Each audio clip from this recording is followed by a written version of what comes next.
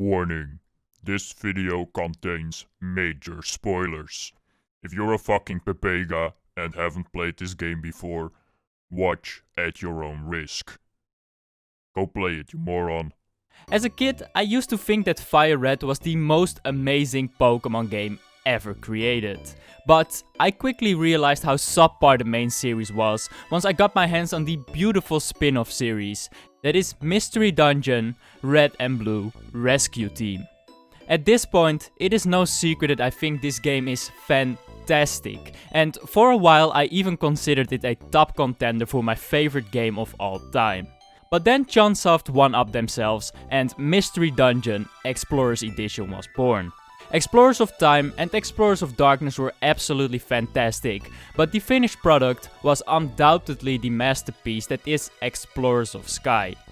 This game isn't flawless, it's far from it, but it's so unique, so beautiful, so intriguing.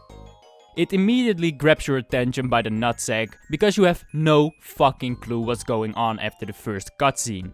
Something see, something can't hold on, boom, 90% drowned Pokémon at the beach. What happened? Why is this relevant to the story? Answer me!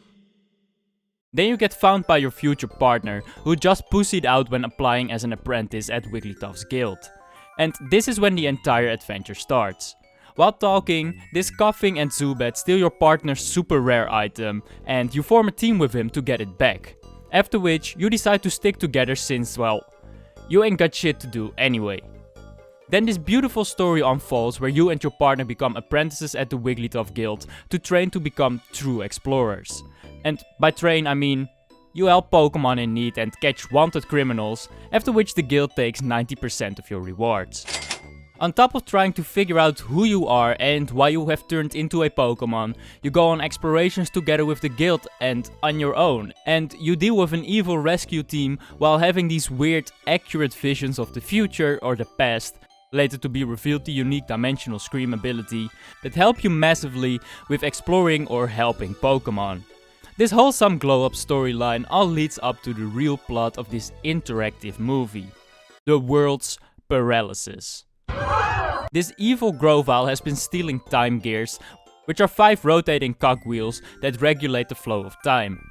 This Dusknoir that became a famous explorer overnight decides to assist you in catching him. But actually, they're both from the future, and Grovyle is stealing the time gears to cause the world's paralysis. Dusknoir is an agent sent to stop him from doing this. But then, after catching Grovyle, which for some reason didn't even deserve a cutscene, I guess they ran out of animation budget, Dusknoir drags you into the future with him upon supposedly leaving. It turns out Grovyle's actually the good guy that's stealing the time gears to prevent the world's paralysis, and Dusknoir is a lying piece of shit that literally wants to kill you. Children's game, by the way. So you escape from the liquidation and team up with Grovyle, after which a Celebi that's shiny for no reason sends you back to the past, escaping the real enemies of this game. Primal Dialga and his minions Dusknoir and all of his Sableye. Before doing this, however, Dusknoir thinks he has you trapped in, and it is revealed that you used to be Grovyle's human partner that traveled with him to the past to stop the world's paralysis. And you realize you basically presented yourself on a platter by telling him your credentials and unique Dimensional Scream ability that Dusknoir supposedly randomly knew of. No wonder he dragged us into the future to kill us. You then help Grovyle steal the time gears, because doing this doesn't cause the world's paralysis, it is the only way to prevent it. Temporal Tower is collapsing, making the Master of Time, Dialga, become shrouded in darkness, which will cause the end of time unless the 5 time gears are placed in a wall at the pinnacle of Temporal Tower in time. The guild homies then help you find the Hidden Land, which lays in the fabric of time and can only be accessed by those with the relic fragment, which chooses a bearer with a pure heart, which happened to be your partner.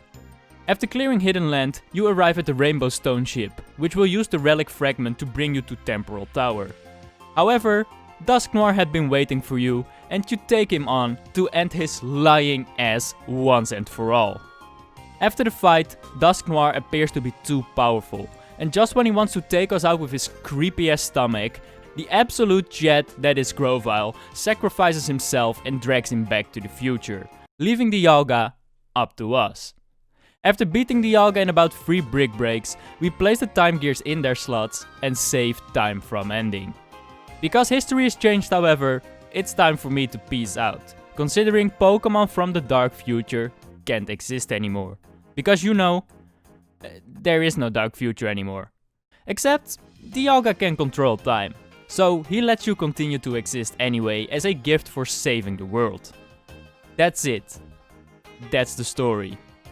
I've had to rewrite this part of the video so many times because I just got too excited and basically talked about every single detail of every single cutscene.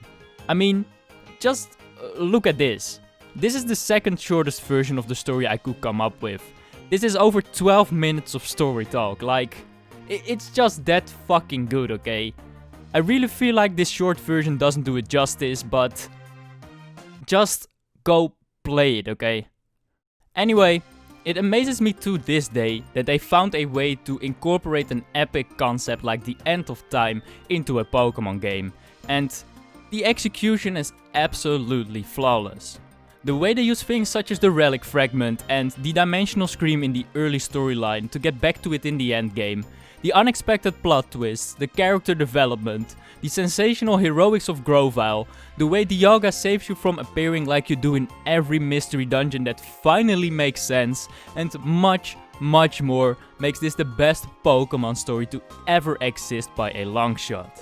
I cannot express how invested I am in this storyline every single time.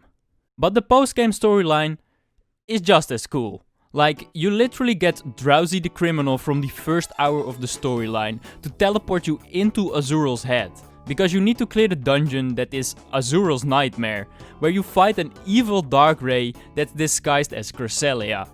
How cool and how creative is that? While I won't get into detail regarding the post-game storyline, there's one more storyline related thing I desperately need to talk about. Opposed to the original games, these characters have so much personality attached to them. Throughout the story, you get to know the Pokémon on a more personal level. They feel like they have their own unique personality traits, and I found myself actually bonding with the characters as a result of that. The interactions don't feel as generic or like a one and done interaction, after which you move on to the next dungeon and part of the storyline. They really become your friends and you start to care about them. This just enhances the already amazing storyline. Whenever something happens to them, you start to feel bad for them, and whenever something happens to you, you get a genuine feeling of gratitude when they help you out. The characters are more involved in the story than ever before. Up until the very end, where they help you discover the hidden land, they play a part in the storyline, opposed to just giving you a single dungeon to clear because a Pokémon got lost in there or something, and then you never hear from them again. They made the side characters have an actual purpose, and I appreciate the shit out of that. But not only that, opposed to Explorers of Time and Darkness, Sky has another amazing feature. After completing certain parts of the story, you can unlock the storylines of the Pokémon you meet along the way, and you can see how they became the way they are. For example, you can play as the Great Igglybuff and see through your own eyes how this tiny thing turned into the Great Guildmaster Wigglytuff. It's so cool that they added these little side stories of these characters to the game. It gives you insight on backstories that you never knew you ever needed, and you get to experience it by playing as those very characters along the way. But these little side stories also serve as a solution for a major plot hole. What happened to Grovyle and Dusknoir after Grovyle sacrificed himself? I'm sorry, but I have to talk about this story, because it's arguably the best part of this game. Now, I won't bother you with a full summary like I did with the main storyline, even though I want to so fucking bad, because this plot is so good. This special episode is a true rollercoaster of emotions. Weakened from the fight in the past and traveling through time, Grovyle and Dusknoir have both lost consciousness. As soon as they wake up, Grovyle isn't done being a legend yet. He notices the world is still paralyzed and decides to fight Dialga himself in the future to give us more time to stop the world's paralysis in the past. Dusknoir says he won't win anyway, But Grovel says, yeah, I know I'll lose. I'm just gonna keep Primal Dialga occupied, and thus he'll be sacrificing himself once again for the greater cause. Dusknoir chases him to stop him, but then it turns out Dusknoir is now a target himself, because he failed to stop us in the past and Dialga hired a new henchman. So then, he teams up with Grovel to ask Dialga what's up. During this journey, he starts to sympathize with Grovel and his noble motives. He even saves him from a big chunk of ice at some point. Then, Grovel and Dusknoir figure out Celebi has been caught by Primal Dialga and the new henchman, so they move ahead to save her. Except, after clearing the level, it is revealed that it was all a trap. Grovel wasn't actually the first to wake up. Dusknoir talked to a Sableye and deceived the player for the second time in this game. There is no new henchman. It was all a lie. Dusknoir wanted to gain Grovel's trust in order to lure him to this place with Celebi as bait, where these beams of light will get rid of his soul, and then Dusknoir can take over Grovel's body and travel back to the past. You and your partner already trust Grovel, so it would be easy to stop them from fighting Dialga in Grovel's body. Can't believe he deceived us again, man. You wouldn't think we would be dumb enough to fall for it again. While Grovel is practically dying, he talks to Dusknoir about how he genuinely felt that Dusknoir understood him, and how he put his trust in Dusknoir to do the right thing. It turns out, it wasn't all an act after all. And Dusknoir has an existential crisis on the spot, after which he sides with Grovel and frees him from the beams of light. Primal Dialga then beats his ass and books it to Temporal Tower. You chase after him with Celebi and Dusknoir for one final fight to end the paralysis once and for all. After beating Dialga, everybody starts disappearing as a result of the changed history.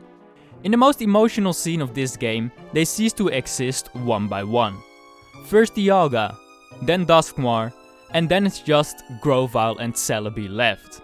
Just before they're gone forever, Celebi sees the sun for the first time in her life, and she expresses her happiness after achieving what they fought for. This scene legitimately made me cry when I first played this, and it still makes me emotional to this day. Like, they didn't deserve to disappear. What a fucking cruel ending.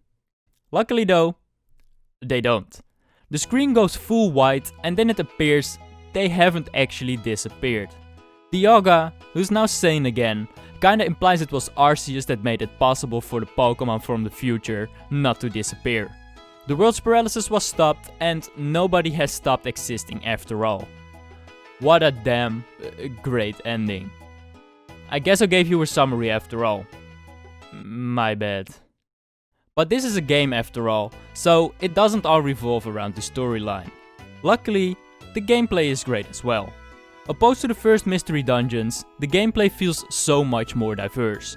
Not only do you have the generic rescue missions where someone is lost, but you also have the option to help the police in the form of catching wanted criminals, and opposed to Time and Darkness, they added more variations to this as well. It isn't just go to a floor, spawn in, and immediately fight the guy. There are also these variations where the criminal is scared of the rescue team, where the criminal spawns in a monster house of his goons, or randomly roams around the level and you'll have to stumble upon him.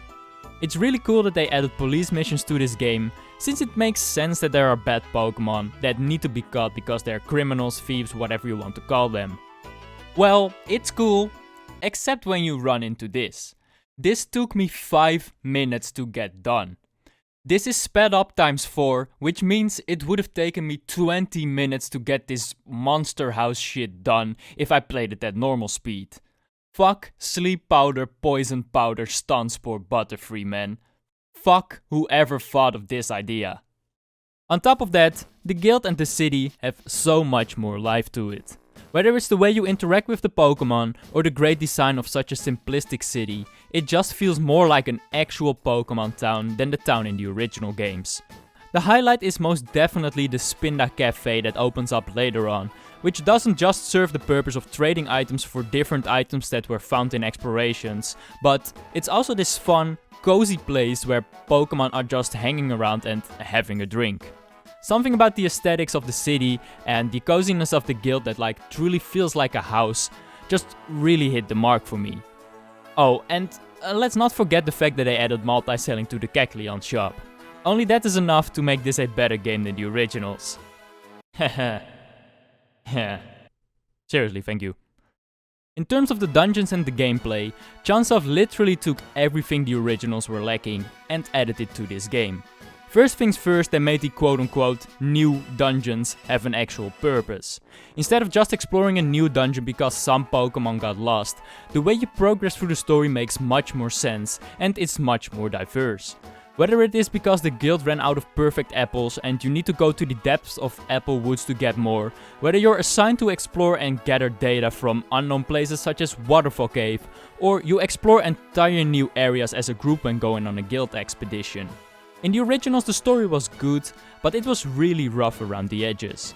Exploring Sinister Woods because a random Metapod was lost, or going to Magma Cavern because Groudon was awakened and grumpy, were cool concepts, but the way they introduced new story dungeons in this game makes a lot more sense. Especially in the post-game, I always felt like the original game's dungeons didn't really have a lot of lore attached to them.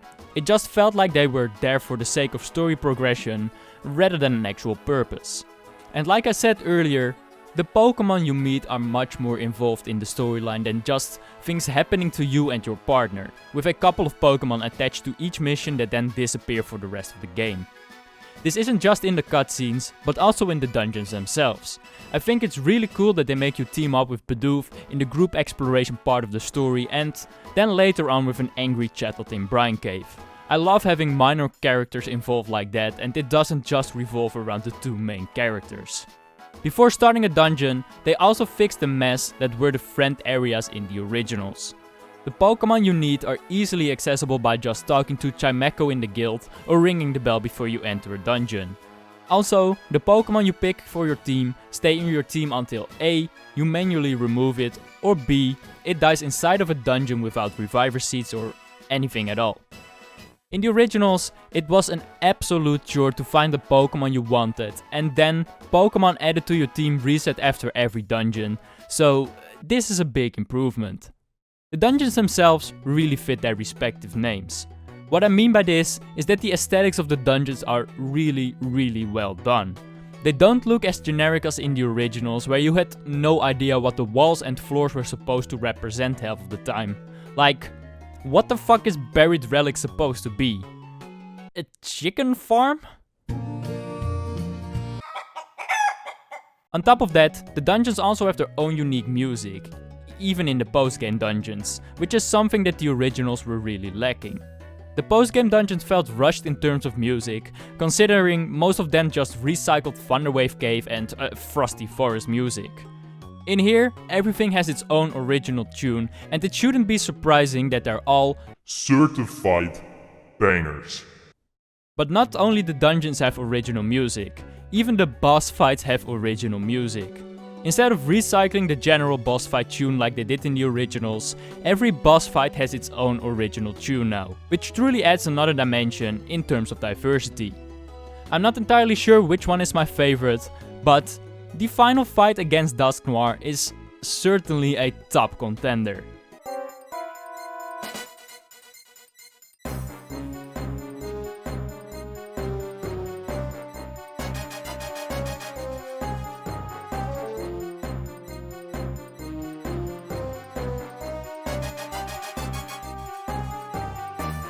Banger. Now while I'm talking about boss fights, they also made these a lot more interesting. Depending on the enemy, you don't just fight a single legendary or boss in general alone, but there are also a bunch of instances where you just get cornered by multiple Pokémon, and there's thus an added difficulty of fighting both the main boss and the minions. I know there were a couple of fights in the originals where you had to fight more than one boss, but they were just generically standing next to each other instead of cornering you and making you fall into their trap. But not only that, the variations of bosses is also really well done. Like, you fight a bunch of Electrike and a Manectric that feel like you trespassed their territory. And you fight Yuxi's illusion of a Groudon because she doesn't want you to steal the time gears. That's way more creative than, hey, I'm a bird. I live here. Now die! Other than that, it's just the gameplay we all know and love. The simplistic walk around, find the stairs and clear the dungeon while fighting enemies mechanic didn't need any changes since it was a great formula to begin with. They removed some items and added some items such as geopebbles and violent seeds, which are overpowered as fuck by the way. They added some minor things such as gummies giving you stat boosts inside of the levels, since you can't give them to the Pokemon in the friend areas anymore. They added a randomly generated mystery floor inside of the dungeons where you can do things like heal up or purchase a random item. They've made the treasure bag increase the more you progress through the story. And opposed to the 20 items cap in the originals, it now goes up to 48. Another amazing feature is the fact that you can befriend Pokemon at any given time as soon as you unlock Chimecho. You don't need any friend areas anymore. But not only that, there's no cap anymore on how many Pokemon you can befriend every single dungeon. In the originals the cap was 3, but here, if you have a full team of 4 Pokemon, then you can still befriend Pokemon, they'll just be sent back to the guild. And thus, there's no cap on how many Pokemon you can actually recruit every single dungeon. Which is an absolutely amazing feature. But most importantly though, opposed to Time and Darkness, whenever there's a sandstorm on a floor, they made sure you don't stop every 5 seconds to take damage anymore.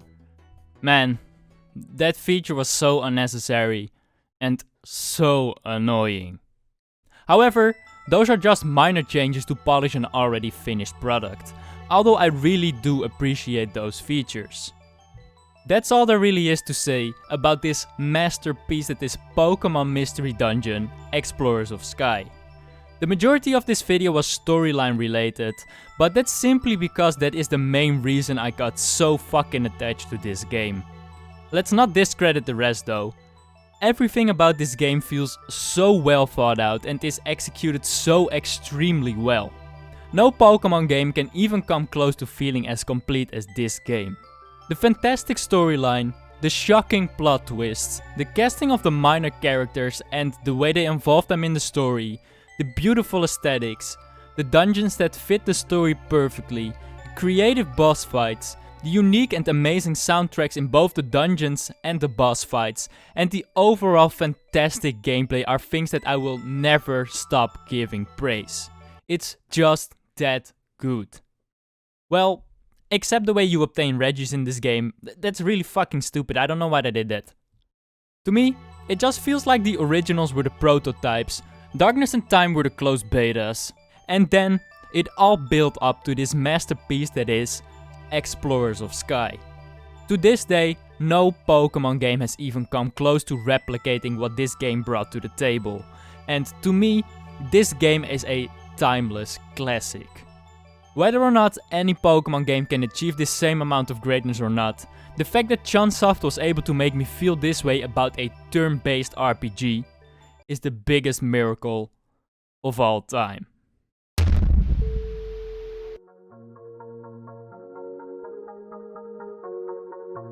Yeah, let's waste no time. I've had enough, yeah. I've chased the sun.